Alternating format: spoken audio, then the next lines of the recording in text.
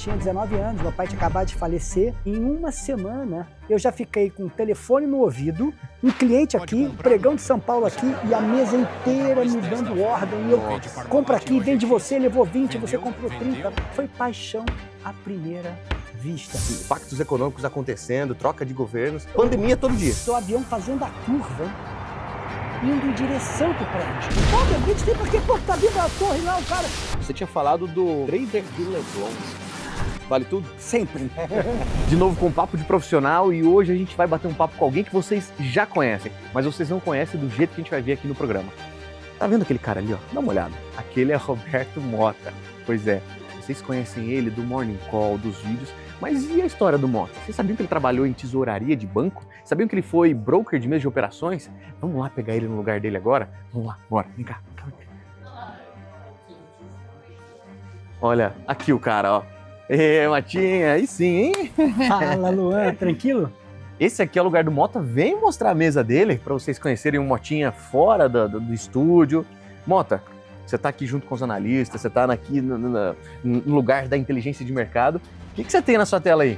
Bom, primeiro, esse aqui é o pequeno painel, né? O que está acontecendo com o SP500, dividido por setores, tá? Aqui eu estou fazendo um Daily Global Macro Morning Dashboard. Que isso, super ultra high. Esse prompt. E aqui é a tabela que eu uso, assim, é a minha tela padrão. Que plataforma que é essa aí, Mota? É uma tal de Bloomberg. Bloomberg. Pessoal, custa $3.000 por mês essa plataforma aí. Ó, o cara importante, ó, em dólar, tá? Ó. Então a gente tem que usar, né? Então vamos botar a inteligência artificial para trabalhar, né? Legal. Vem, pode passar, Vitor, que a vida é como ela é, ó. Vitor, nosso analista de óleo e gás aqui, também dando oi. Mota, agora eu quero saber da sua jornada fora do estúdio. Quero que você conte sobre tesouraria, sobre como você opera e operava lá atrás, mesa de operações. Topa contar tudo isso pra gente? Com certeza. Então vem contando no caminho já, então. E eu brinquei com ele aqui, mas ele é quase um dinossauro de mercado, tá? Carinhoso você, hein? Mota, quantas décadas dentro do mercado? Mais de 3. Eu vi quase 4. Menos também, né? Pessoal, mesa de operações, tesouraria, tem uma vasta bagagem por BCN, HSBC... Itaú, Unibanco, e eu comecei como jovem aprendiz também, né? Faz tempo isso aí, hein? Porra. Então, para vocês saberem tudo que a gente vai conversar, vem aqui com a gente, porque ele vai falar tudo no Papo de Profissional. Bora!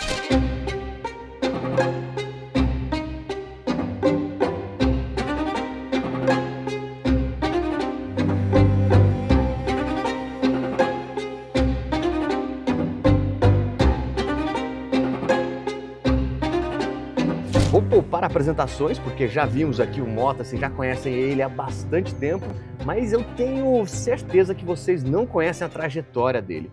A gente vê ele aqui como especialista de cenário macroeconômico, comentando sobre os principais acontecimentos no Morning Call, no resumo da manhã, também no fechamento, em todas as lives que nós temos aqui, mas vocês não sabem a história desse cara. Vocês duvidam que vocês sabem que ele trabalhou em tesouraria, em mesa de operações. Mota, obrigado de novo por ter aceito o convite e contar um pouquinho dessa jornada que a gente não sabe e principalmente trazer aqui pra gente o papo de profissional. Agora, eu quero saber como foi essa jornada, quando você começou e por onde você passou, Motinha? Bom, primeiro eu queria agradecer a oportunidade de bater um papo aqui com vocês. Papo de Profissional, acho que é um programa diferente, é um programa que inspira as pessoas, né? Várias pessoas sonham em estar aqui, olha aquilo ali. É sonho para muita gente. Bom, por onde eu comecei? Luan, minha história é engraçada, tá? Eu tinha 19 anos, meu pai tinha acabado de falecer e eu conhecia o diretor de uma seguradora muito grande. E eu falei, pô, preciso trabalhar, eu quero trabalhar. Ele falou, você quer trabalhar mesmo? Sim, eu quero. Então, amanhã você vai nesse lugar. Rua do Passeio, lá no centro da cidade do Rio de Janeiro. Falei, pô, beleza, né? Aí eu cheguei lá, falei, pô, tomara que seja banco, né? Porque já fazia economia, né? Aí chego lá, Banco Prosper. Eita. Falei, meu Deus do céu, que legal, né? Aí eu já cheguei, simplesmente, esse cara me indicou para eu trabalhar direto na mesa de operações da corretora Prosper do Rio, que era uma das maiores corretoras do mercado. O mercado financeiro no Rio de Janeiro era forte pra caramba, né? Era lá que era o centro financeiro do Brasil, né? Mas eu ficava ligado com futuros de São Paulo. Ah, legal. Tá, então, o que foi engraçado é que o primeiro dia, eu já cheguei na mesa de operações, assim, imagine umas 16 pessoas assim na mesa de operações. Chegou o diretor, que era o amigo desse meu amigão da seguradora, e falou assim, ó, abre um espaço aqui, Motinha, você vai sentar aqui, no meio do coração da mesa. Eu falei, meu Deus. Cara, em uma semana, eu já fiquei com o telefone no ouvido, o pregão de São Paulo, Mercado de Futuros, na outra orelha, um cliente aqui, o pregão de São Paulo aqui, e a mesa inteira me dando ordem. E eu compro aqui, vende você, levou 20, você comprou 30. E, Luan, vou te confessar, foi paixão à primeira vista. Eu fazia 6, 7, 8 mapas de operação, não almoçava, era misto frio, eu me virava e foi literalmente paixão à primeira vista. Há quantos anos isso? Ah, isso é irrelevante, faz muito tempo. Ele não quer contar a idade dele, mas calcula aí, ele tinha 19 anos. Eu vou chutar aqui, posso chutar? Não, eu vou dar spoiler. 1900 e alguma coisa. Eu vou dar spoiler, mas o fato foi amor à primeira vista, aquela adrenalina. E qual era a exigência que eu tinha que ter ali? Muita atenção, saber cada um, quanto eu devia de saldo de cada um. Uhum. Você levou, às vezes um comprava, vendia no meu preço, então você comprou desse, você vendeu, e ao mesmo tempo tinha um cara gritando na minha orelha, pregão na outra orelha. Então eu tinha 19 anos. Era um garoto cheio de emoção, cheio de testosterona, e eu curtia muito. Valeu a pena. E depois, daí você ficou operando, ali você operava futuros, índice. Na época nem tinha mini, né? Era só cheio. Não, na verdade... Era institucional, né? O que eu mais operava naquela época, tá? Era índice futuro e ouro. Ah, na época o ouro era muito forte, né? Porque na época o Brasil, o dólar era o tal do dólar black. E o Banco Central entrava vendendo ouro para fazer o dólar black e o dólar cair. Mas foi muito legal, Luan, porque em 11 meses eu já estava totalmente integrado no time, já operando bastante. Relativamente comecei a me destacar e me chamaram para trabalhar num banco do Rio chamado CCF, Crédit Commercial de France, que era um banco francês, aonde eu fui para onde? Para a mesa de renda fixa, a mesa de juros. Mercado gigante, né? Que na época era a mesa de títulos públicos, que a maioria dos bancos, mesa de títulos públicos, ficava no Rio de Janeiro. Ali foi minha primeira experiência no famoso buy side. Qual é a diferença do buy side? Quando você está no buy side, você está operando para o livro do banco, da corretora, você está tomando risco. Tá, então vamos lá. No primeiro momento, que você falou com 19 anos, você recebia a ordem e passava ela. Era o sell side. Sell side. E aí depois você foi para um outro lugar, CCF, e aí a coisa é um pouco diferente. Você deixa de ser um replicador de ordens e passa a ser um cara ativo, com dinheiro real. Mas vamos dar um passo para trás. Na verdade, quando eu entrei nesse CCF, uma coisa chamada ponta de mesa. Tá. O que era isso? Os operadores ficavam soltando as boletas, eu consolidava, planilhava e dizia qual era o caixa do banco. E, ao mesmo tempo, eu pedia para o meu chefe se eu podia operar. Falei, vocês estão tomando, né? Então, posso tentar tomar também? Posso tentar tomar meio bilhão de reais, por exemplo? Pode sim. Tomei 100, posso tomar mais? Pode tomar mais. Eu vibrava, cada boleta que eu fazia, mas era aquilo, eu não podia errar. Era pecado capital, o caixa tinha que estar certíssimo. Aí eu fiquei nesse banco francês, né, Crédit Commercial da France, 2 anos.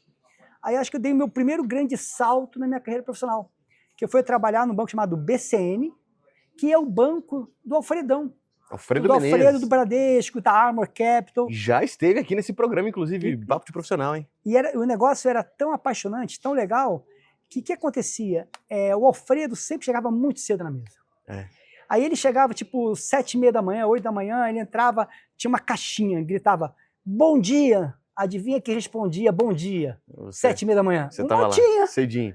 E o Alfredo já me perguntava, eu já respondia, já falava sobre juros, o que eu estava achando. Como eu tinha muito amigo de mercado no Rio de Janeiro, a gente falava muito sobre o mercado, sabe, apaixonante? Uhum. Eu estou comprado em DI, estou vendido em dólar. E eu começava a conversar com o Alfredo.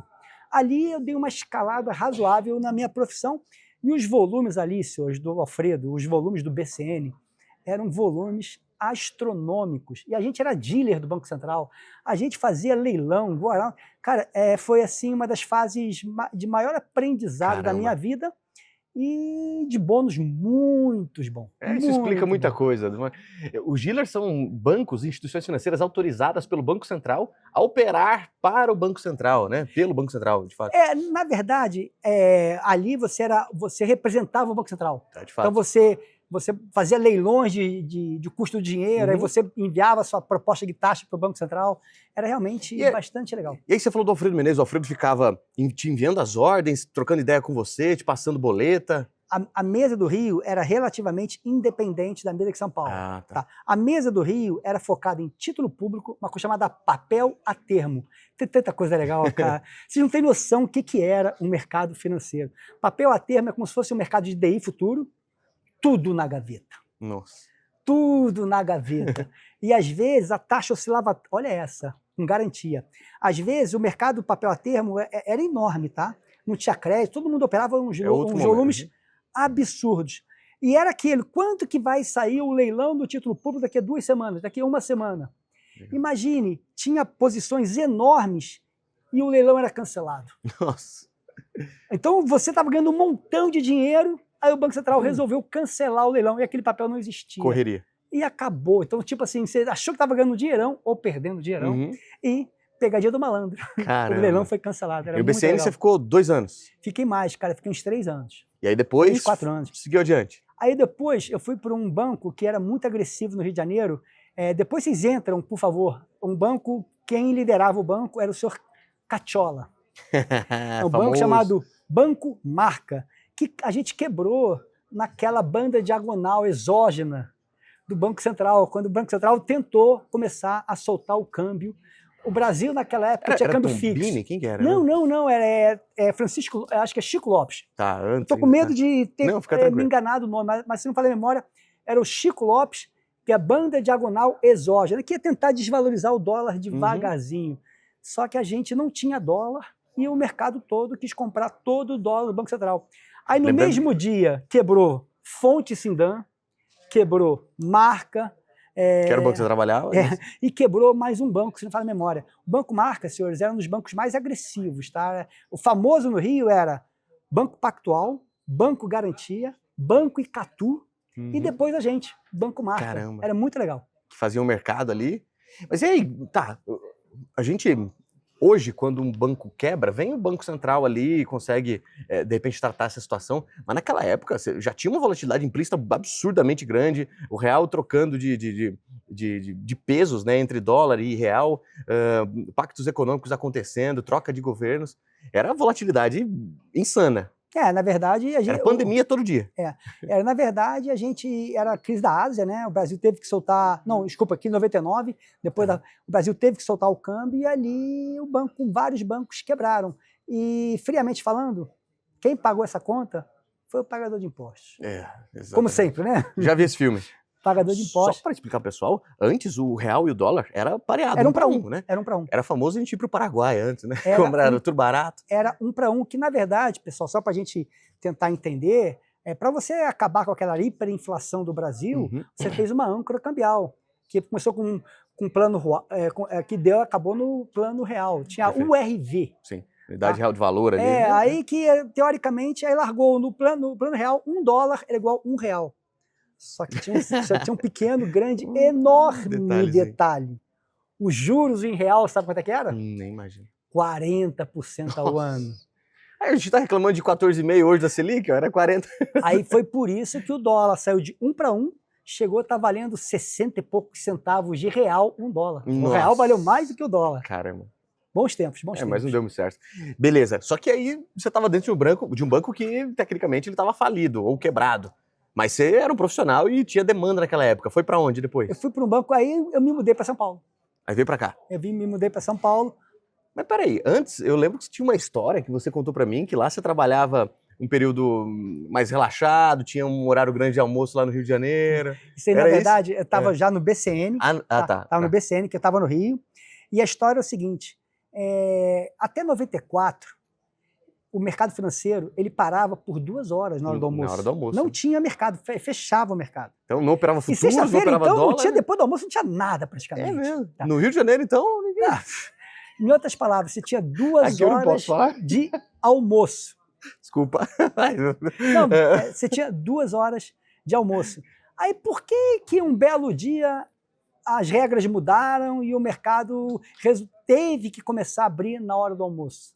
Não, mas calma, antes disso, o que você fazia nessas 2 horas que o mercado estava fechado? Cara, sinceramente, na época eu corria na praia de Copacabana, que eu trabalhava no centro, era muito bom. Lagoa, Zona Sul, vida de Zona Sul, muito legal. Tive sorte na minha vida. Eu imagino. Eu tive sorte. E aí, parava 2 horas, então, sei lá, imagina você que está operando o índice, meio-dia, para, fecha, só volta depois das 2 horas. 2 horas de almoço. 2 de 1 horas às 3. E por que parou isso? Bom, o que acontece? Aí que a gente descobriu a importância da globalização. Uhum. O México quebrou em 1994. Crise do México.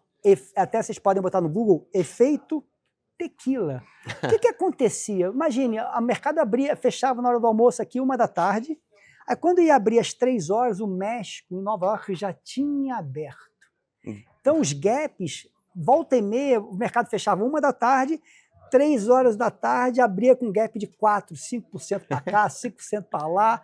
Aí não dava para você ficar 2 horas totalmente fechado e correndo esse risco de um gap de 4%, 5%. Aí acabou a moleza. Aí passou, a hora do almoço, o mercado estava aberto, cada um por si. Maravilha, aí sim. E aí depois do Marca, então, você falou essa história do BCN, você foi pro Marca, deu aquele probleminha, você veio e mudou para São Paulo. Aí quando eu fui chamado para trabalhar em São Paulo, tá? Eu vim trabalhar no banco chamado Banco de Bens, que era o banco que representava a família Rodobens, que era uma das maiores famílias lá de São José do Rio Preto. Gigante. Que era a maior empresa de consórcio do Brasil. Ele é o maior vendedor de concessionária de caminhões. Caminhão, era o maior vendedor de caminhões que tinha no Brasil. E a gente simplesmente era um banco de crédito. Então a gente financiava os caminhões. Qual era a função do Motinha? Cada dia, vamos imaginar, o de bens gerava 20 milhões de venda de caminhão. E você fazia essas vendas com juros pré-fixados. Então todo dia eu sabia o que eu tinha que fazer para proteger o banco e tomar risco. Legal. Você tocou num ponto muito curioso aqui, Mota, eu até pedi uma pausa aqui nesse ponto, porque as pessoas imaginam que banco, ele só está ali vendendo consórcio, não sei o quê, mas olha o que o Mota está falando. Esse Banco Rodobens, até hoje, é gigantesco, né, de bens, mas os caras são talvez um dos maiores vendedores de caminhão, carroceria. Imagina a quantidade de caminhões que esses caras não vendem. Eles vendem financiado. Só que quando ele faz um financiamento, quando o cliente faz um financiamento, esse banco, tecnicamente, ele assumiu o risco desses juros ir para cima ou ir para baixo. O que uma mesa de operações de um banco, especialmente desse aqui, faz? Ele pega esse financiamento do cliente, internaliza e faz uma operação em juros para travar esses juros, para que o banco não fique exposto. Se os juros for para 15%, 20%, 50% ao ano, esse banco ele tem que estar travado. E é isso que o Motinha fazia lá então. Exatamente. Você não estava vendendo financiamento, você estava travando a operação. Todo dia a gente recebia a produção, que equivale ao seguinte, ontem a gente gerou 20 milhões, vendemos caminhões por financiamento 3 anos pré-fixado a uma taxa X. Então, o banco tinha 2 alternativas. Se cruzasse os braços, foi como o Luan falou, e os juros subisse forte, o banco que ia ganhar dinheiro com crédito, com financiamento, ia perder na exposição de juros. Exatamente. Então, a nossa função ali era justamente operar esse descasamento do banco. E aqui já abre margem para uma conversa que a gente vai fazer daqui a pouco. Talvez essa seja uma das funções principais da mesa de DI aqui, por exemplo. Alguns bancos acabam operando DI para travar operações de crédito, operações de financiamento futuro, e a nossa mesa de DI aqui dentro, ela também faz essas operações para travar operações de outros clientes. E o curioso é que talvez uma incorporadora que está vendendo prédios ou captando recursos, etc., tudo isso tem uma relação direta com as taxas de juros. E os DIs, eles acabam se tornando extremamente importantes por esse motivo que o Mota comentou que ele estava trabalhando dentro do banco de bens e por uma série de outros motivos. E não à toa, os DIs talvez sejam os ativos mais negociados da nossa bolsa, porque tem um volume astronômico acontecendo nele o tempo inteiro. E uma coisa eu digo para vocês, se você é trader ou investidor e não olha para a curva de juros, não olha para os DIs, comece a olhar, porque ele tem uma importância gigantesca, né, Motinha? Bom, eu vim no mercado de renda fixa, né? Comecei no mercado de futuros, com ouro, etc., índice futuro para cliente, e aí eu entrei na mesa de renda fixa do Crédit Comercial da França. Ali eu já descobri que, a maneira que eu descrevo, o mercado de juros, senhores, é o adulto na sala. Legal. A economia está super quente, eu vou ter que esfriar essa economia, vou ter que subir juros, a inflação está mudando de patamar. É o adulto na sala. Legal. Que são os bancos centrais tendo que desaquecer ou ajudar a aquecer a economia. Só para vocês terem noção como isso era importante. A gente teve a crise da Ásia em 97. Senhores, os juros do Brasil subiu de 20 para 40. no intervalo de um mês. E qual foi a consequência disso? Simplesmente, imagine um banco que financiava caminhões. De uma hora para outra, quem comprou o caminhão tinha um caminhão que já estava valendo menos que um caminhão novo e esse cara não conseguia pagar os juros. Então, ou seja, a gente sofreu uma inadimplência absurda. Então, a gente ganhou dinheiro no mercado de juros, mas só que o prejuízo que a gente tomou com a inadimplência foi realmente muito forte no banco de bens. Mas é aquilo, fortes emoções. A frase que eu falo para vocês, mercado de juros, na minha humilde opinião, é o adulto na sala. Extremamente importante. Você ficou quanto tempo no de bens ali, mais ou menos? Cara, fiquei uns 3, 4 anos. Legal. E teve mais aventuras? Aí, quando aconteceu esse evento dos juros ir para 40... Acho que isso é importante. Vocês têm noção do que é um juros estar 20% hoje e em um mês ir para 40%? E o que eu acho que é mais importante não pensa no trader aqui, pensa no setor real. Economia real. Por exemplo, o banco de bens que eu trabalhava, ele sofreu um belo de um baque, teve que demitir mais de 60% das pessoas. Nossa. Teve que reduzir porque, de uma hora para outra, ele tinha uma carteira de ativo que era os financiamentos de caminhões das pessoas, e essas pessoas simplesmente pararam de pagar os caminhões. Então, senhores, é aquilo. Quando os juros de um país saem de 20 para 40, de 20 para 30, o setor real sofre muito. Ali o banco encolheu, aí eu mudei de profissão na minha vida. Como assim? Que eu saí desse famoso buy side, onde eu tomava a decisão, eu vou esperar para zerar o livro de crédito que eu tenho. Não, eu vou especular em cima, eu vou fazer A, B, C, D. E passei a atender clientes. Aí eu fui convidado pelo Unibanco para liderar a mesa de futuros do Unibanco. Opa, então, peraí. Isso em 2000. Nos anos 2000, Motinha já estava liderando a mesa de contratos futuros do Unibanco. Corretora. Né? Corretora. Que já era um dos maiores aqui do Brasil, né? Um dos maiores players. Depois teve a fusão Itaú Unibanco, mas já era grande, né? A gente era uma corretora muito ativa, tá? Aí a gente ali, como eu tinha muito network, eu consegui trazer muito cliente. Pessoal que está pensando em trabalhar em corretora, eu acho que você tem que pensar 2 vezes. Como é que é o seu network? Você tem pessoas que já trabalham nisso, que podem operar com você? Como eu já tinha uma bagagem muito grande, eu operava muito para a turma do Rio de Janeiro. Então, ali na corretora Unibanco, eu atendia muito os bancos cariocas, principalmente Catu. E ali eu dei uma bela andada na minha performance, ganhei cargos importantes dentro do Unibanco. E antes da fusão do Unibanco com o Itaú me chama para trabalhar no Itaú. Então você foi ser head lá do Unibanco. Na corretora, na área de futuros. Beleza, ficou lá 4 anos. Aí eu fui chamado para ir para fazer a mesma coisa no Itaú como head na mesa de futuros do Itaú Corretora, lá no Jabaquara. Tá. Lá no Jabaquara. E ali eu fiquei mais uns 5 anos e fui replicar essa mesma coisa na corretora do banco HSBC, que no Brasil era o 5º ou 6º maior banco do Brasil, mas era, na época, o maior banco do mundo. Eu chutaria que hoje o HSBC, que é um banco de Hong Kong, tá? Começou a história de séculos. Devia ser, na época, um dos 3 maiores bancos do mundo. Do planeta, né? Quem tem 20 e poucos anos nem vai conhecer esse banco, talvez, mas os mais antigos aqui no Brasil, ele chegou a ser muito forte. Paraná, Curitiba. Se tem alguém assistindo aqui de Curitiba, sabe o que eu estou falando. E lá fora esse banco é gigantesco. Enorme, Você vai em Londres, lá tem HSBC por todo lado, na Ásia também, enfim. Então você saiu do Itaú, só um parênteses aqui, aqui na Faria Lima também tem o Itaú BBA, tem... prédio. No nosso prédio tem uma frase ali na porta do Itaú BBA, escrito assim: somos a maior tesouraria da América Latina. 1,5 trilhão de reais. Vou repetir, 1,5 tri os caras têm sob custódia ali dentro da tesouraria. Olha o volume que é. Então, Mota passou por essas casas, né? Teve a fusão. E aí, HSBC, o que você foi fazer lá dentro? Mesma coisa, tá? Eu virei um especialista em mercado futuros. Tá. Agora vamos tentar empacotar isso aí. Voltar para a tesouraria. Não, até contratos futuros. Depois a gente vai voltar. Quero ouvir da história da tesouraria.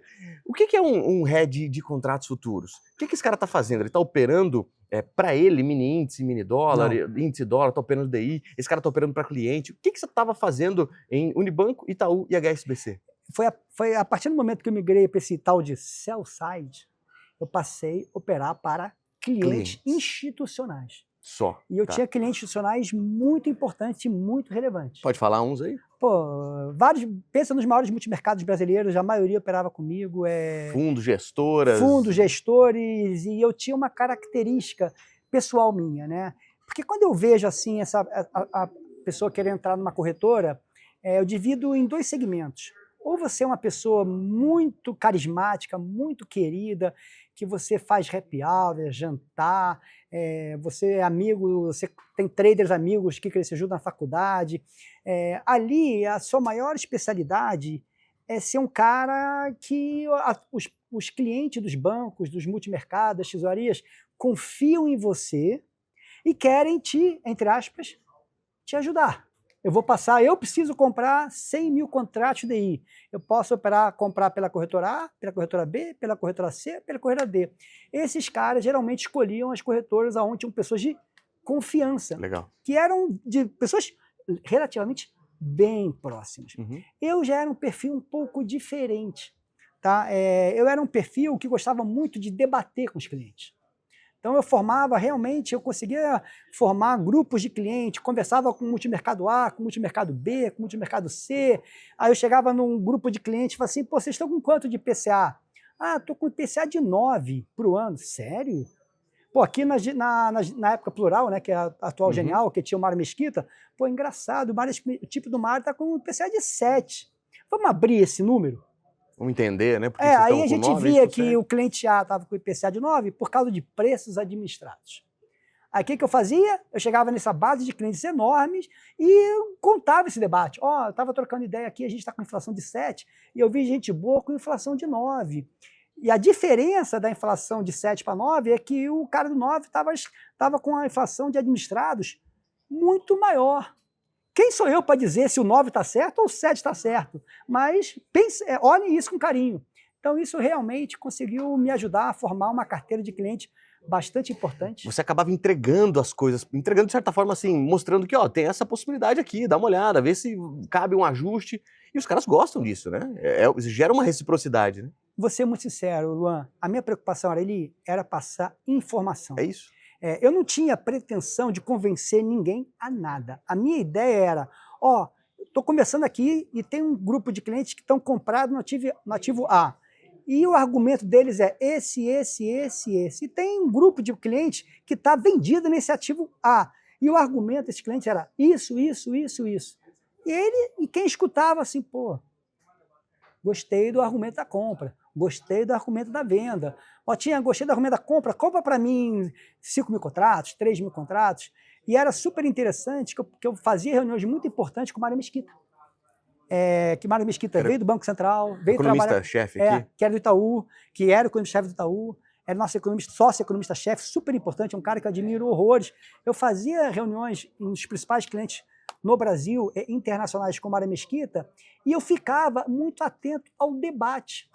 Então eu saía da reunião e falava assim, saí de uma reunião com o Mário Mesquita, obviamente que eu não falava qual era o cliente, com quem, né?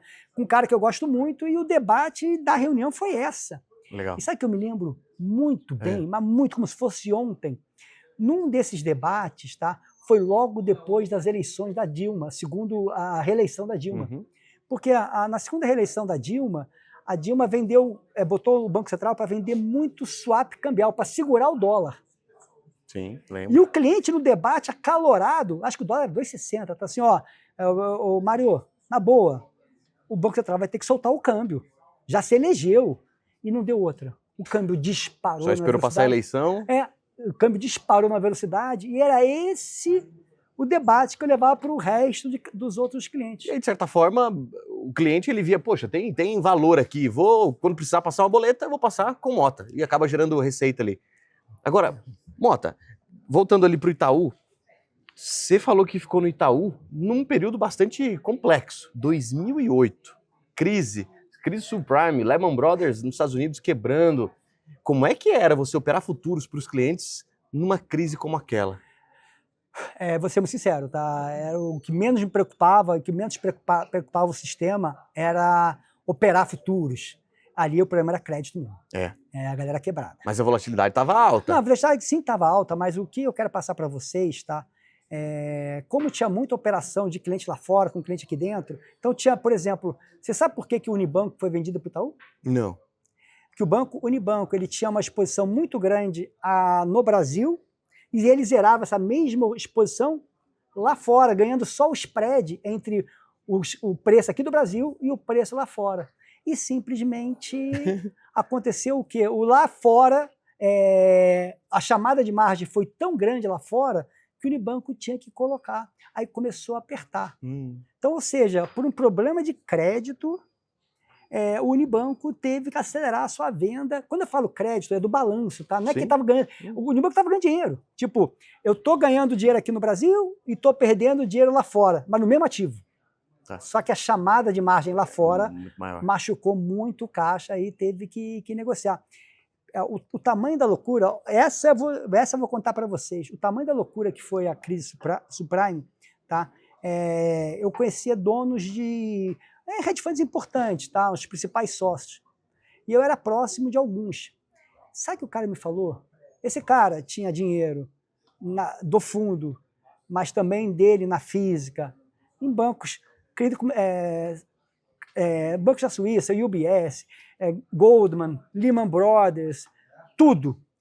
Ele chegou para mim e falou, Mota, estou preocupado. Sabe o que eu estou fazendo agora para proteger o meu dinheiro? Você não vai acertar nunca, Luan. Chuta. O que o cara comprou para proteger o seu patrimônio dele? Ouro? Não, nem imagino. Obra de arte. Ah, é? Um Picasso vai ser sempre um Picasso. Então ele comprou obra de arte para se proteger. Sabe qual foi outro evento muito impressionante?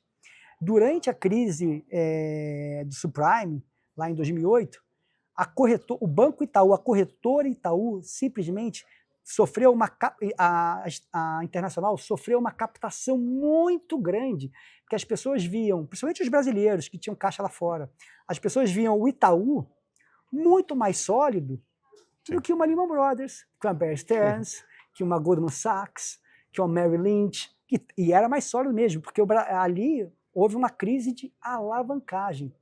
Inclusive, Luan, ali mudou a cara das tesourarias dos bancos. Ali foi um divisor de água. Legal. Tá? Volcker Rule instituiu uma regra que botou o nome do Paul Volcker, que era justamente para limitar a alavancagem dos bancos. Então, o risco na tesouraria dos bancos passou a diminuir de forma razoável a partir de 2008. Mota, você está me dizendo que a Merrill Lynch, a Goldman Sachs não operava mais? Sim, operava, e bastante, mas ele criava um veículo dele, um fundo exclusivo. Esse fundo, todo o risco dele estava nesse fundo exclusivo. Perfeito. Tipo, o balanço do banco não ia sofrer, ou se o banco perdesse muito dinheiro e o balanço do banco não ia explodir. Ficava protegido. Ali, ó, o game não está mais dentro do banco. O game está num outro veículo. Perfeito. Legal. Para vocês verem a enciclopédia que é o cara aqui. Agora, Mota, e dentro dessas mesas de operações, já, deixa eu só dar um spoiler aqui, ó.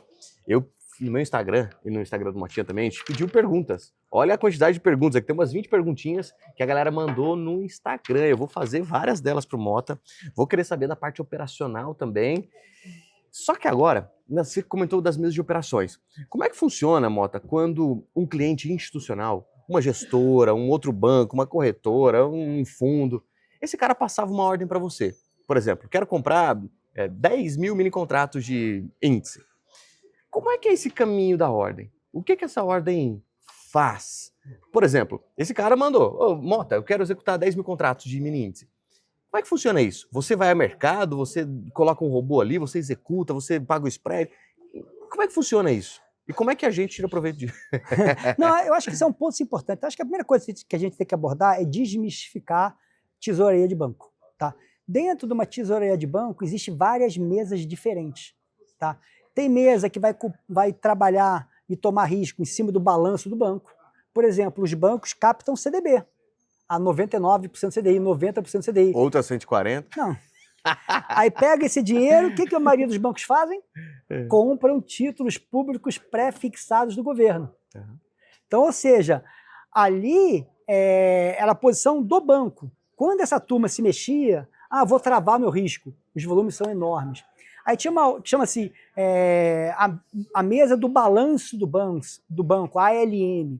Aí também tinha outras mesas que eram importantes pra caramba para você do trading, tá? A partir de 10 e pouco da manhã, que era a mesa que tomava conta do fluxo. O que é o fluxo? Por exemplo, aparecia uma empresa, aparecia a Vale do Rio Doce. Eu vou fechar uma exportação grande, eu quero vender dólar. Aí a Vale do Rio Doce ligava para quem era responsável pela conta da Vale do Rio Doce na HSBC, por exemplo, e o cara e os seios, né, o cara que atendia essa conta, ligava para o trader que cuidava do fluxo e pedia preço para dar para a Vale. O negócio ainda não foi fechado, ele só está cotando ali, né? Aí o seios falava assim, Vale, no teu dólar aí eu pago 5,18, aí Vale, ok, te vendi 100 milhões de dólares. Aí na hora avisava para o cara da mesa do fluxo. Como o cara da mesa do fluxo ia trabalhar isso, cada um é cada um. Tinha gente, por exemplo, que não queria tomar risco. É 100 milhões de dólares? Deixa eu ver o livro de ofertas. Para 100 milhões de dólares eu tenho que bater o dólar em 10 pontos. Ok, 10 pontos para baixo, o cara fechado, o banco só ganhava um spreadzinho pequenininho. Tinham outros que preferiam aproveitar esse fluxo e trabalhar em cima do fluxo. Ou seja, se a Vale está vendendo 100 milhões de dólares comigo, provavelmente está vendendo 100 milhões de dólares com outro, eu vou aproveitar e vou vender junto com a Vale. Então eu vou contar um segredo para vocês. Eu acho muito difícil quem está nos assistindo, a não ser que seja do mercado, e saiba qual era o maior player de dólar ali a partir de 2020 no Brasil. Essa eu duvido. Dá uma dica aí, dá uma dica. Duvido alguém acertar. Dá uma dica. Petrobras. Petrobras simplesmente era o maior player de dólar no Brasil a partir de 2020. Por que isso? Primeiro, quando os juros no Brasil despencou, a gente parou de ter esse carry favorável e passou, inclusive, a ter saída de carry. E a Petrobras tinha tomado a decisão de internacionalizar o seu caixa e pré-pagar bonds, dívida. Então ela faturava em reais, pegava esses reais, comprava dólar para pré-pagar a dívida ou mandar o caixa lá para fora. Então o maior comprador de dólar no Brasil de 2020, acho que estaria 2022, 2023, o maior, olha essa, hein? Me cobrem. O maior comprador de dólar no Brasil de 2020 a 2022, 2023 foi a Petrobras. E por que a decisão da empresa de internacionalizar seu caixa, que é o padrão, tá? Uma multinacional desse patamar, é uma caixa internacional. E também pré-pagar dívida. Uma coisa curiosa aqui, pessoal, que a gente está comentando, o Mota falou sobre a Petrobras ir comprando dólar. Não é o Luan comprando dólar, não é o Mota comprando dólar. A gente está falando de uma empresa, da maior empresa do Brasil, da maior empresa da América Latina, brigando com o Mercado Livre ali, comprando câmbio para mandar para fora. Vocês imaginam o estrago que essa empresa não fazia no câmbio. E detalhe, mesmo que os fundamentos estivessem apontando o câmbio para baixo, no cenário macroeconômico, se uma empresa desse tamanho resolve comprar dólar, não tem quem segura. Assim, vai subir e pronto, acabou. Vou dar uma história engraçada, posso? Diga, deve. História que o bicho pega, tá? Em reunião de diretoria, eu participava de reuniões de caixa de um banco, não vou dizer, obviamente, o nome, mas a história era o seguinte: de um lado tinha o diretor da área comercial, da reunião matinal, estava com um cara que atendia a Petrobras. E o diretor da área comercial brigando com o diretor da tesouraria, dizendo que o preço que o trader estava dando para a Petrobras era ruim. Aí o trader simplesmente ele printava como é que estava o mercado futuro na hora, o preço que ele deu para a Petrobras e, olha que loucura, eles davam o preço abaixo de mercado. Como então eles estavam tomando prejuízo. Mas por que isso? Por que o mercado estava dando dinheiro? A Petrobras precisava comprar dólar. Quanto? 500 milhões de dólares. Como é que está o dólar? Como é que está o spot agora? Como é que está o futuro? O equivalente a 5,18. Como é que você me vende? O que o pessoal acha? Vai vender 5,19, né? 5,18,5. Não, vendia 5,17. Mas por que isso? Tomava um prejuízo proposital. Por quê? Porque as pessoas queriam ter o fluxo da Petrobras na mão. caramba, esse cara vai comprar meio bi hoje, agora vai começar a comprar. Aí como no Brasil o mercado futuro é 10 vezes, 1000 vezes maior que o mercado físico, com essa informação da Petrobras, você chegava no mercado futuro, se a Petrobras comprou meio bi com você, você comprava 5 bi. Exatamente. Então você já arrastava o mercado inteiro. Senhores, o Brasil é um país diferente. Posso contar outra história? Deve. Adivinha qual é a primeira moeda no mundo mais negociada no mercado de derivativos? Euro, dólar. Essa ninguém vai acertar. Adivinha qual é a segunda moeda mais negociada no mercado futuro? Eu sei. E você de casa sabe? A primeira moeda mais negociada, o par de Forex, da DFX, é euro, dólar. E a segunda? Real dólar aqui no Brasil. Vocês sabiam disso? Não somos qualquer um, mas é por um motivo não tão nobre assim, né? Não, não é, porque no Brasil a gente não tem o câmbio conversível. Tá? É normal nos países normais, é país que tem dólar, né? Tipo assim, você vai no México, você está na sua conta lá, eu quero ter na minha conta depositado equivalente a 10 mil dólares e também 10 mil, não sei quantos mil pesos. Então, as bancos, as pessoas tinham conta em dólar. Você pode ter, é um direito do cidadão ter dólar. Aqui no Brasil, você não tem conta em dólar no Brasil, você tem conta em derivativo, Exatamente. Fundo cambial, alguma coisa, algum ativo que espelha o dólar, mas não é dólar, não é dólar. Você não pode ter dólar na conta bancária. Então, isso fazia com que o Brasil é um país único no mundo onde o mercado de derivativos é muito maior que o mercado físico. Então, quem determina o preço do mercado físico não é o mercado futuro. Exatamente. Não é à toa que tem outra coisa muito comum chamado casado. Uma empresa, geralmente quando as empresas operam um volume grande, tá? O banco, ele zera a operação no casado. O que significa isso? Eu vou transformar uma exposição que eu tenho no câmbio à vista no futuro. Tipo, senhores, se alguém precisar comprar 500 milhões de dólares no mercado à vista, não vai ter. Só vai ter via casado. Então as pessoas fecham no casado e o banco passa a ter a seguinte informação.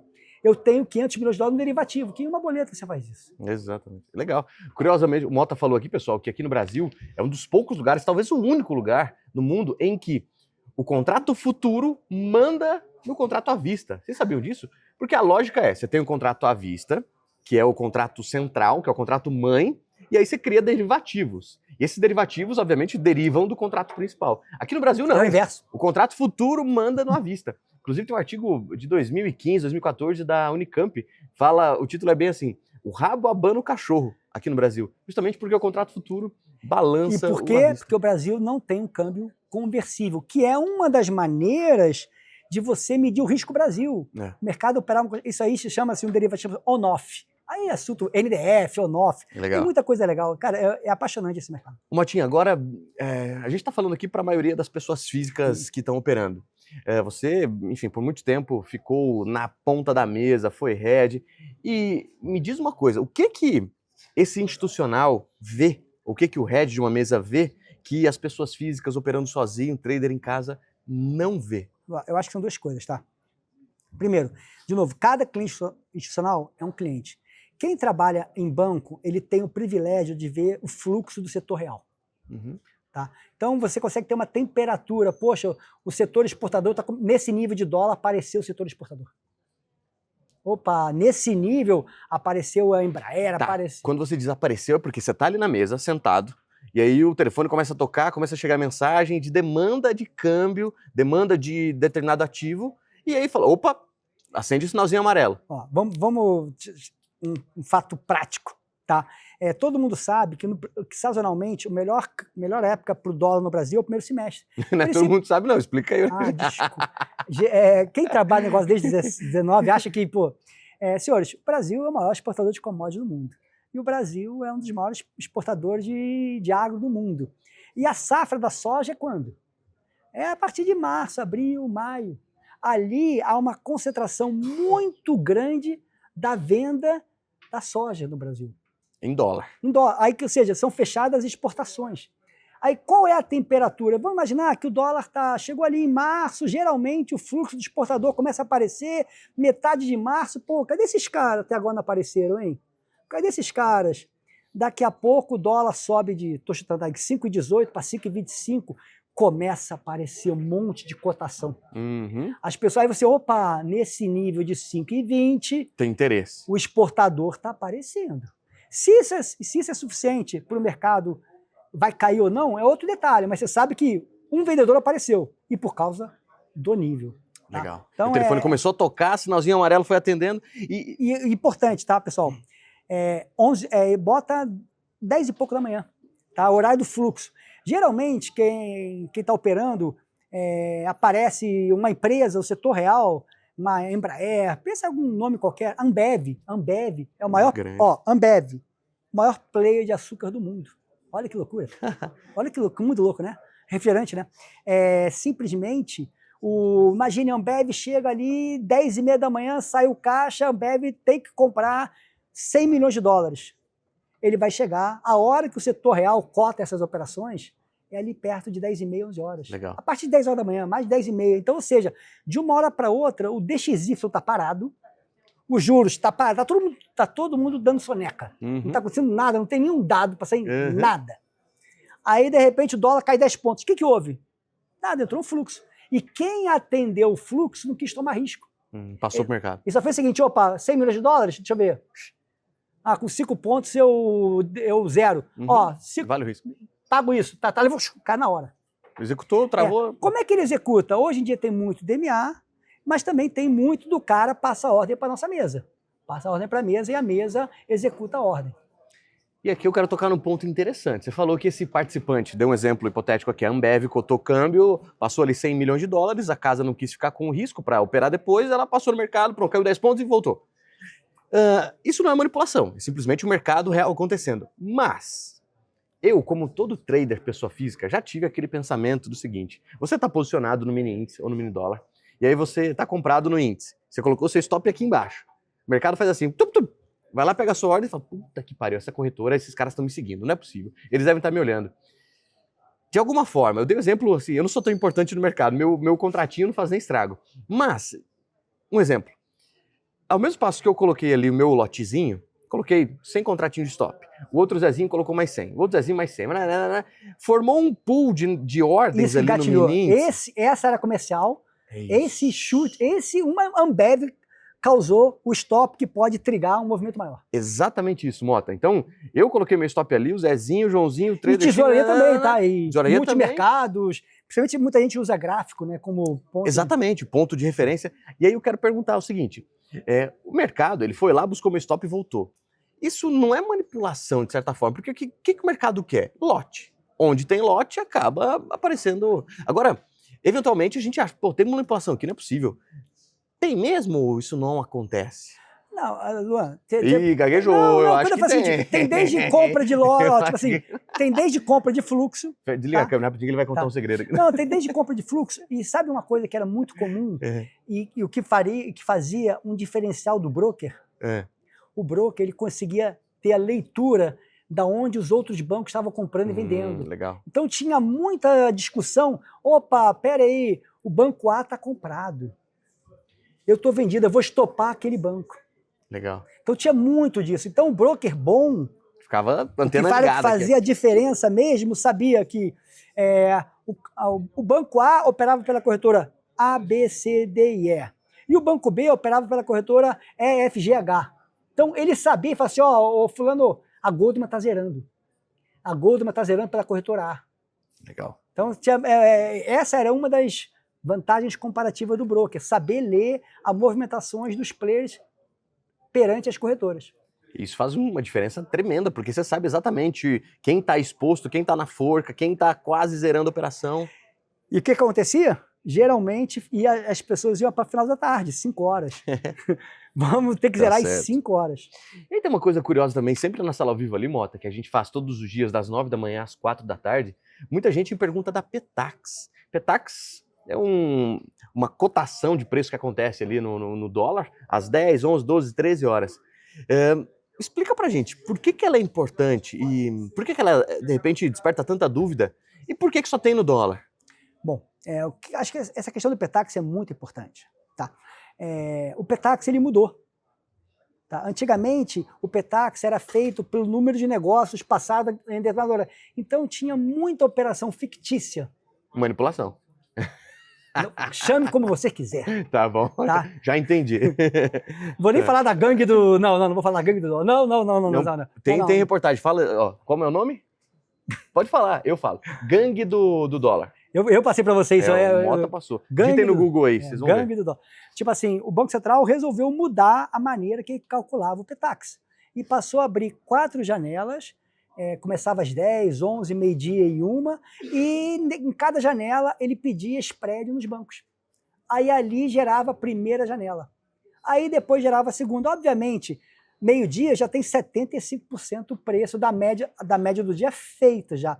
E, Mota, por que o Petax é importante? Por diversos motivos.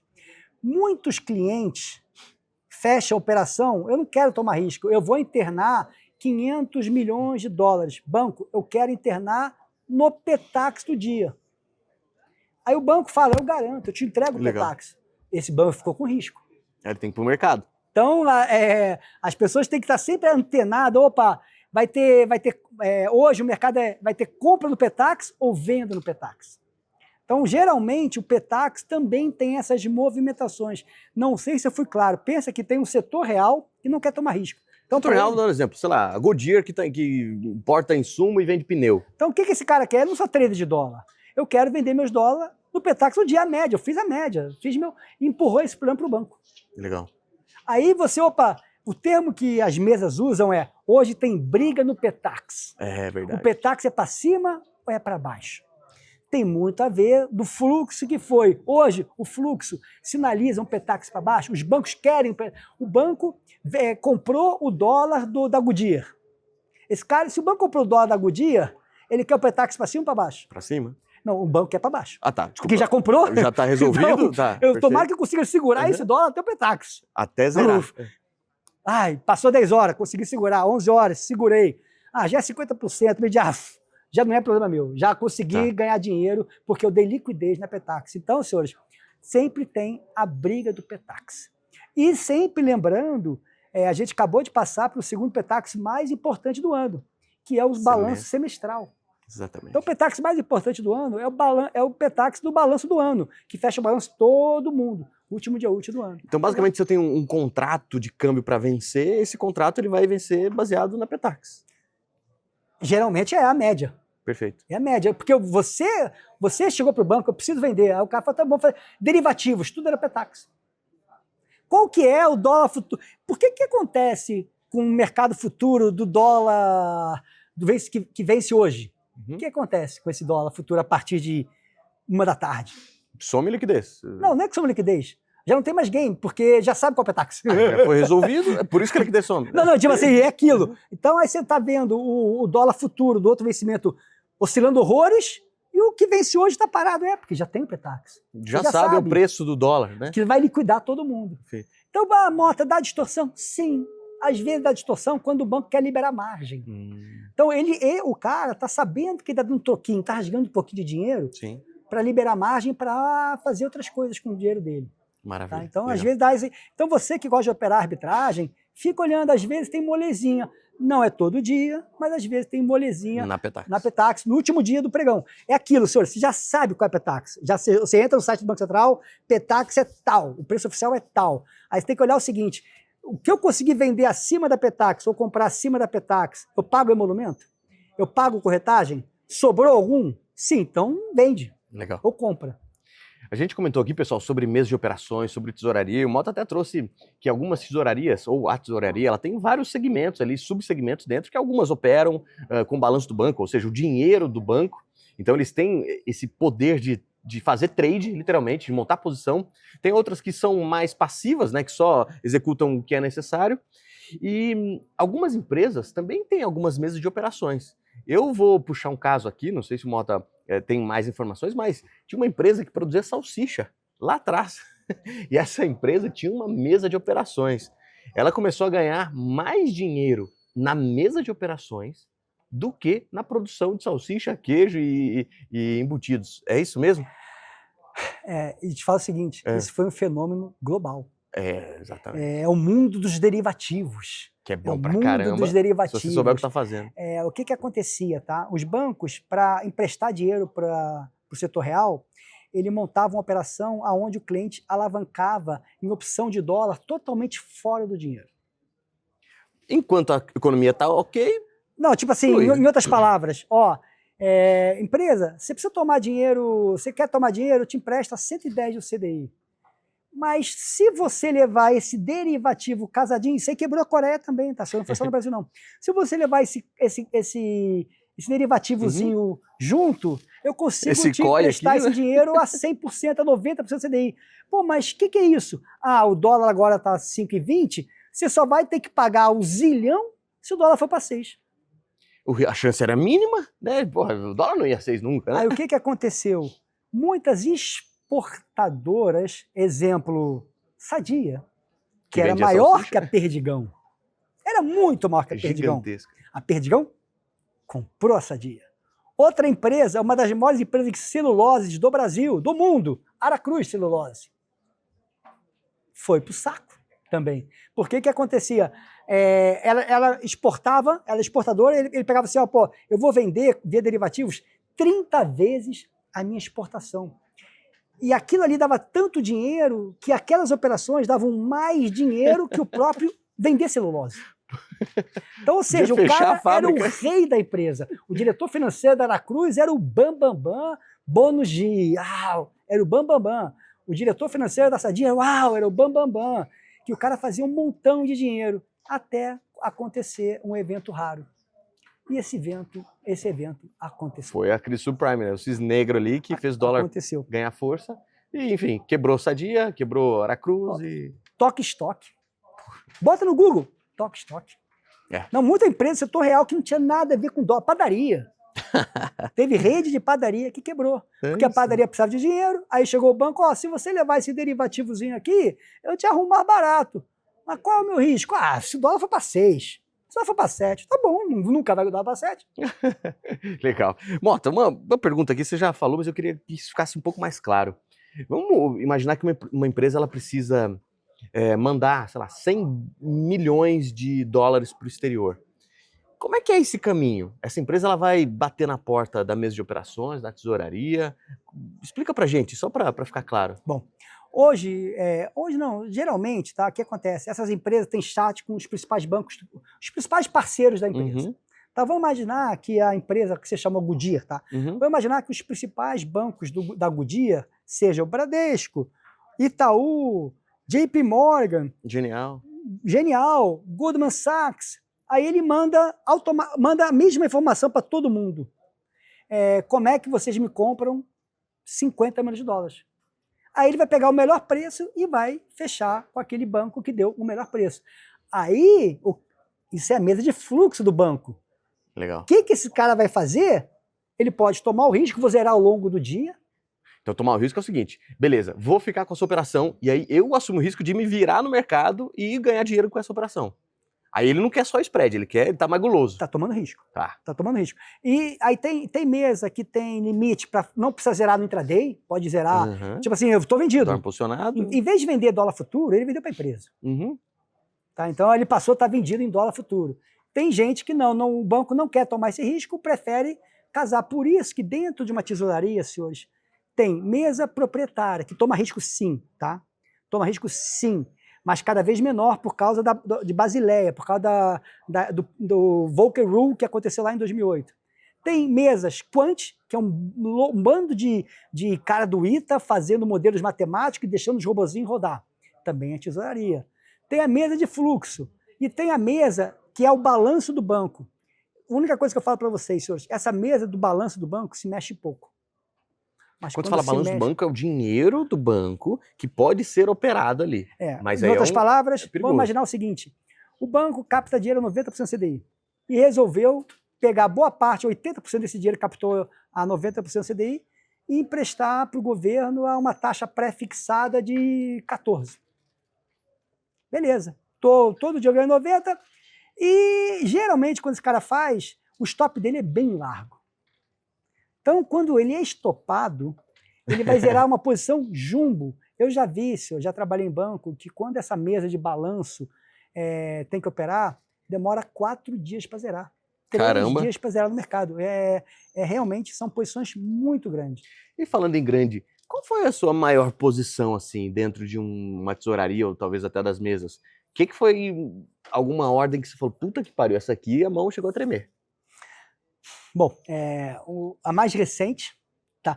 A mais recente, espero que, vou até pedir para o cliente escutar, sexta-feira de carnaval, véspera da Covid, da pandemia. 2020 ali. 2020. Olha essa, senhores. Só entrar lá no Times and Trade. O cara simplesmente, um cara que eu confiava muito em mim, gostava muito, é um cara que eu respeito muito, eu admiro muito ele, um hedge fund super famoso no Brasil. O cara simplesmente começou a vender índice para mim. E ele gostava tanto, ele confiava tanto em mim que ele era um cara diferente. Ele dava ordem, Motinha, como é que tá o índice? 400 com, sei lá, 163.400 com 500. Tá bom. Vem de 1.000 até 164.000, 500 pontos abaixo. Sim. E eu ia trabalhando a ordem. Vendia para cima, vendia para baixo. E eu tava, e aí, Motinha, como é que tá? Não, meu saldo... Ele só falava, acelera. Aí, nesse dia, geralmente, esse cara operava comigo uns 2, 3 mil contratos de índice. 5 mil. Nesse dia, o cara vendeu comigo mais de 10 mil. Caramba. Ele gerou toda a posição de Brasil dele através da gente. Era mini ou cheio? O que era?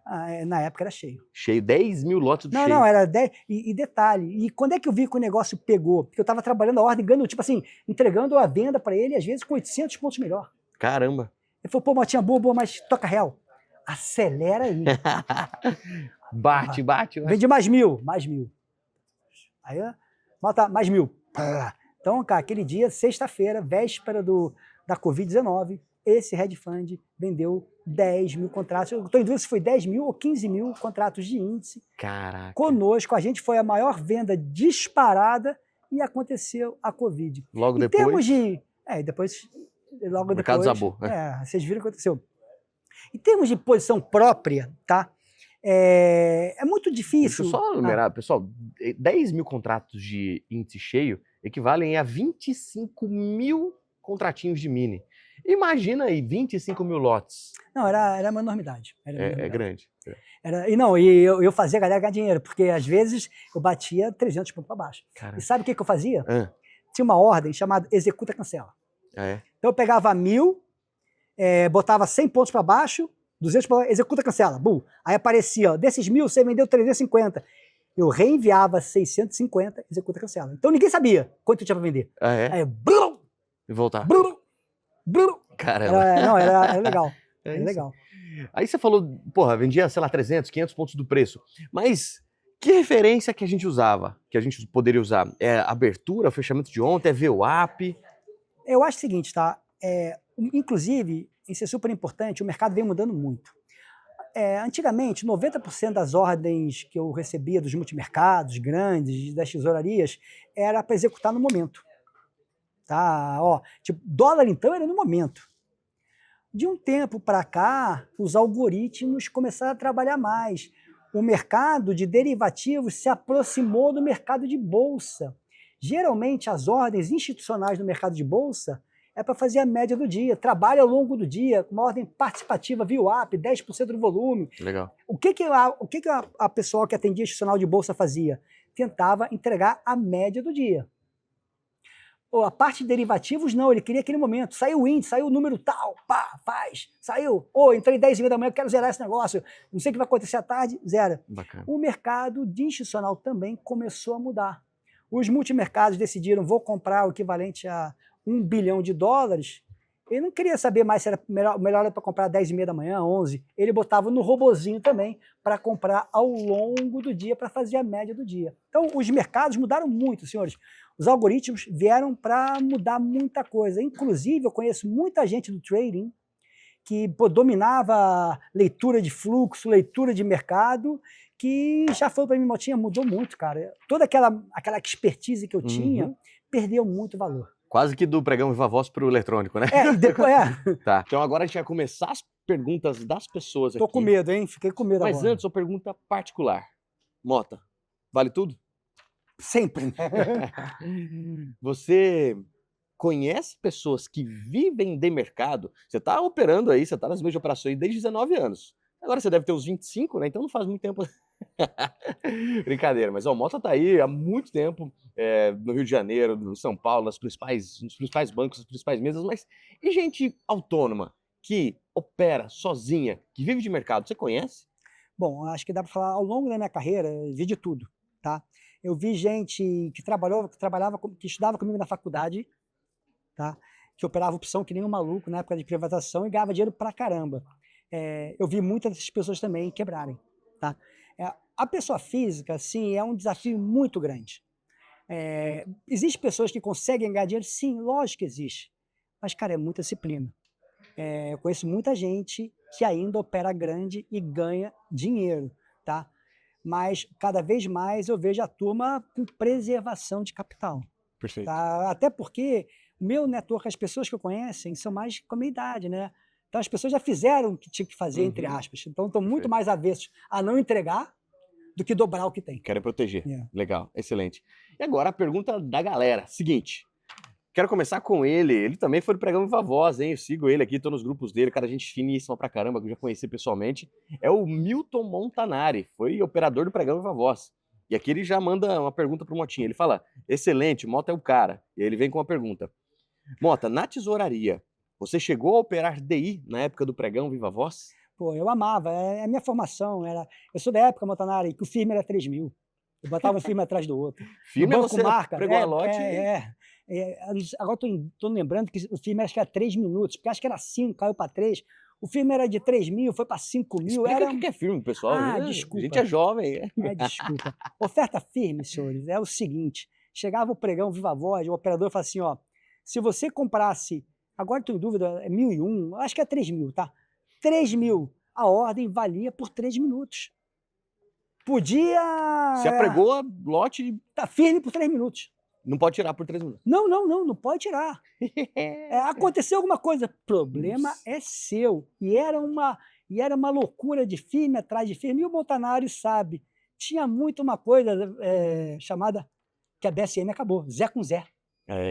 Pois é. Bota 3.000, compra 3.000. Aí você pegava uma outra corretora, vende os 3.000, aí o cara bateu os 3.000, todo mundo bateu os 3.000. Foi ele Mas que Montanari, operava, amava DI, para mim é minha escola. Se não falha a memória, você era operador do Votorantim, eu ficava com o Olavo no Votorantim, que era do Citibank. Acho que eu tenho umas histórias com você, só que eu tinha um problema. Montanari, você se lembra do Nescau? Tinha um Nescau que era um operador muito chato de DI. Que mercado 15 com 20 eu vendo 18. Tira esse Nescau daí, toma 100 dele. Aí o Nescau, mais 100, toma 100 desse desgraçado aí. Então, ou seja, infelizmente, Montanari, eu cheguei a perder dinheiro por problemas pessoais. Não é pessoal com o Nescau, que nem conhecia ele, mas ele é tão chato. Teimoso. Não, tão chato que esse mercado era 15 com 20. Vai disso, porra. Tá Então, certo. eu já perdi dinheiro por causa da pessoa, da determinada pessoa. Eu não sei se estou me lembrando, acho que você, Montanari, era o operador do Votorantim. Vamos trazer ele aqui Que pra era conversar com a enorme, gente. hein? Era enorme. Banco sim. Votorantim, olha só, Banco do Setor Real, Banco do Votorantim. Lenda. Era um dos maiores players de mercados do Brasil. Legal demais. Mota, tem mais aqui, várias, inclusive. Eu vou resumir algumas. A do Jonathan Costa. Qual foi a maior sorte que você já deu operando? Ele falou que dupla essa, hein? Qual foi a maior sorte que você já deu operando? Sorte é aquela que você fala, putz, caramba, errei aqui. Nossa, tô rico. Bom. Tô rico não, né? Porque eu operava para o banco, né? O bônus era gordinho. Gordinho. Teve várias coisas no sentido de a gente nem mirar uma coisa e acertar outra, saiu um dado diferente, saiu uma notícia. Então você nunca ia imaginar que um movimento assim daquele tamanho e acontecia. Mas tem uma história, senhores, que quem trabalhava no Unibanco Corretora, e tomara que eu vou fazer esse vídeo chegar nas pessoas que trabalhavam comigo na Unibanco Corretora, que foi, cara, tu acredita? No dia do Setembro 11, lá, no dia das Torres Gêmeas. Sim, 2001, né? 11 de setembro de 2001. Cara, eu tava na corretora Unibanco, aí tinha 2 televisões. E eu podia operar para mim também. Tinha que avisar. Antes da ordem, isso é para mim. Tava gravado, esse é para mim. Aparece, cara, eu juro por Deus, aparece o avião batendo no prédio. Ninguém entende nada, né? Aí apareceu, não sei se é alguma coisa da Globo na época. Cara, aparece a segunda, o avião fazendo a curva, indo em direção pro prédio. Cheguei, caralho, Vende 100 do índice. 100 grande na época. Caralho. Para mim. É Isso é mesmo? para mim, vende 100 do índice. E o cliente já junto comigo, vende mais, vende 100 também para mim, vende 500 para mim. Eu falei, então beleza. A ordem primeiro foi minha. Por que você bota, vende 100 para quê? Pô, tá vendo a torre lá, o cara, caralho, vende para mim também. Então, tipo assim, foi a maior tristeza que a gente viu, mas Sim. eu ganhei muito dinheiro na física, porque tinha televisão lá mostrando o avião Nossa. fazendo a curva. Imagino. Caramba. Surreal, foi surreal, rápido. surreal. Eu não queria ganhar esse dinheiro, Não, mas mas é isso. tava lá, é né? mercado, Tava né? no. É mercado. Faz parte, legal. Pergunta do Shimizu aqui, ó. O Masato Shimizu, famoso Shimizão, rei do Guarulhos. Opa! Ele fala aqui. Deixa eu ia contar as histórias dele, mas não vou contar. Não. Conhecendo o lado que você está hoje, como você começaria operando? Bom, se eu fosse operar para mim Para mesmo. você, tá? Pra mim. motinha, comprou um catamarã, tá lá em Angra, atracado, vai operar. Bom, primeira coisa é preservar patrimônio, tá? Porque é uma maratona. Presta atenção. É uma Primeira maratona, regra. tá?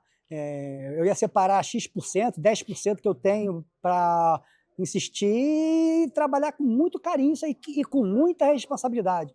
Outra coisa que talvez eu aprendi um pouco na minha vida, eu não teria o menor orgulho. Eu boletei 1000 contratos. Cara, é teu dinheiro, vai na boa.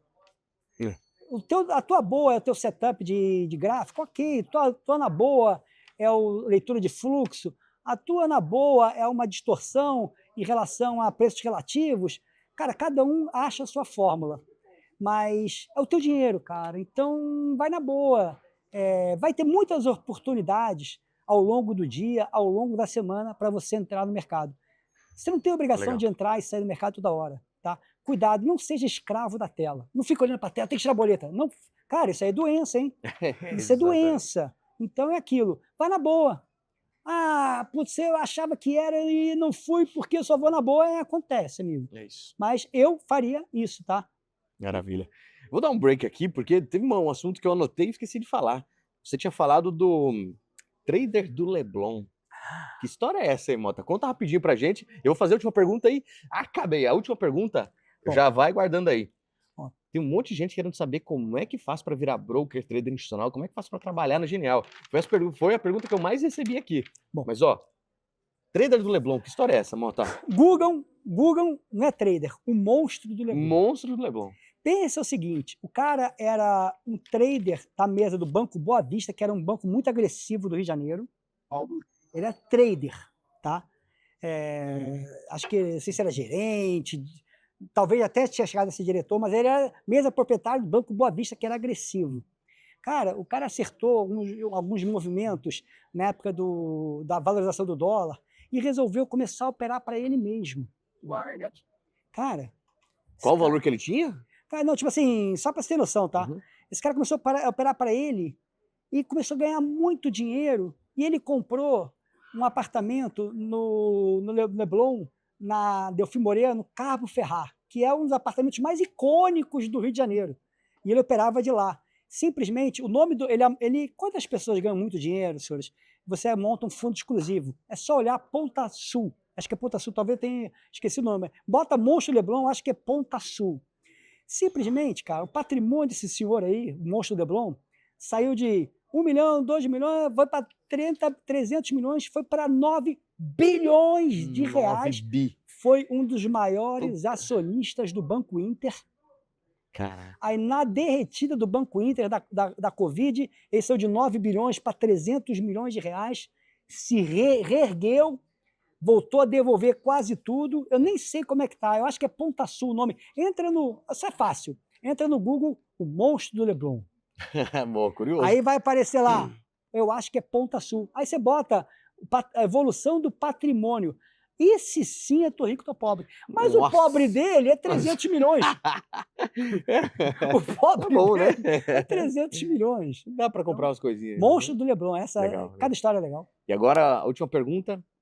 Tem um monte de gente aqui, eu vou até falar o nome das pessoas. O Luiz, o Barba, o J. Matheus, o Sérgio Filho, vários aqui perguntaram como faz para ser um broker, um trader institucional. Resume pra gente, Motinha. Bom, eu acho que é o seguinte, primeiro para você ser broker, você tem que dividir as suas especialidades. Ou você é um cara que vai ter que fazer a diferença para o seu cliente, tá? Pô, eu vi uma coisa, você viu isso está acontecendo? Não tinha visto, pô, legal, esse cara merece. Quer ver um exemplo? Eu atendia um gringo lá no Unibanco.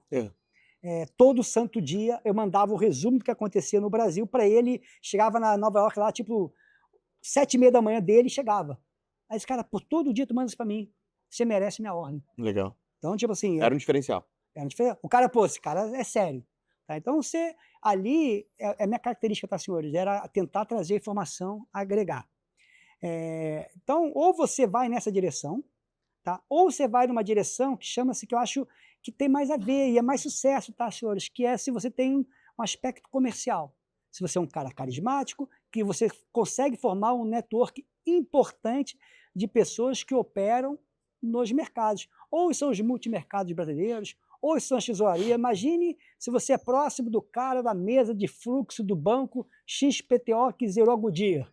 Esse cara vai ter que escolher uma corretora para zerar. Com certeza. E vai escolher a corretora de quem ele confia, no broker que ele confia. Então, o aspecto pessoal, senhores, para mim é um dos maiores ativos. Você tem que ter no seu network pessoas que trabalham no mercado e gostam de você e confiam em você.